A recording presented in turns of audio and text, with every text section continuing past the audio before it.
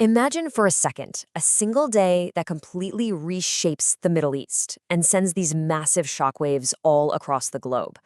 We're about to break down one of the most destabilizing events in modern history, a moment where everything, and I mean everything, changed. The date you need to remember is Saturday, February 28th, 2026. This is one of those dates that really marks a point of no return. And here it is, the headline that just stops the world in its tracks. Iran's supreme leader, Ayatollah Ali Khamenei, has been killed. A single sentence, that's all it took to kick off a global crisis. Now, to really get a grip on how huge this is, we have to understand the power vacuum that was just created. We're not just talking about losing a political figure here. This is like the entire structure of a nation suddenly losing its absolute center of gravity. You see, the role of the supreme leader in Iran is, well, it's absolute. As you can see, they have the final word on literally everything, from military moves to economic policy. Before this day, the chain of command was crystal clear. It all ended with one person. His sudden removal creates this almost unimaginable void at the very top. So, that brings us to the big question, right? How do we even get here?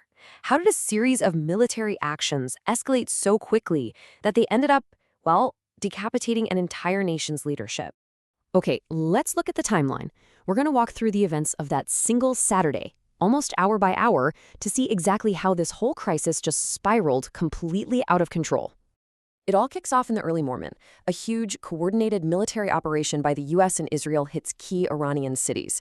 By midday, it's becoming pretty clear this isn't just about military sites. The strikes are aiming directly at the heart of Iran's leadership.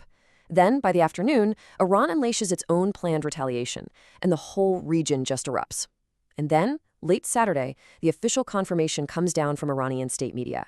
The unthinkable is now a reality. The consequences weren't just contained inside Iran's borders, not even close.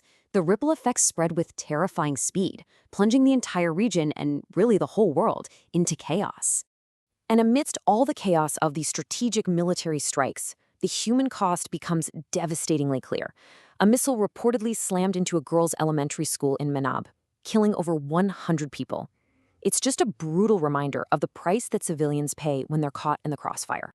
The fallout was instantaneous. You had air raid sirens wailing in Tel Aviv, explosions rocking cities that are usually stable hubs, like Dubai. One after another, countries started shutting down their airspace.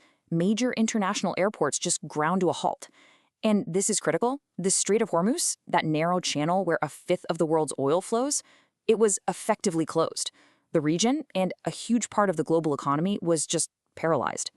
And internationally, the reaction was completely fractured. So, on one side, you've got nations like Russia and China just flat out condemning the attacks, calling them unprovoked aggression and demanding an emergency UN meeting. Then on the other side, you have European leaders and the UN itself, desperately calling for everyone to just take a breath, urging for restraint and diplomacy, trying to pull everyone back from the brink of an even bigger war. Now, you might be thinking this is a conflict happening thousands of miles away, but its aftershocks are truly global. They can be felt right in our own daily lives. So let's get down to it. How does any of this actually affect you? Okay, let's just break it down. When a major oil route like the Strait of Hormuz gets disrupted, fuel prices, they spike. That means you're paying more at the pump. When a central travel hub completely shuts down, flights get canceled all over the world, throwing everyone's travel plans into chaos. And when the world's economy gets shaken by this kind of instability, you better believe the stock markets react, and the cost of everyday goods can start to climb. See, it's all connected. And all of this leaves us with the most profound question of all. A leadership structure that was built entirely around one person has been shattered. The known is gone. So as the world kind of holds its breath, the real question isn't just about what happened on that Saturday. It's about what comes next. Who or what is going to fill that void?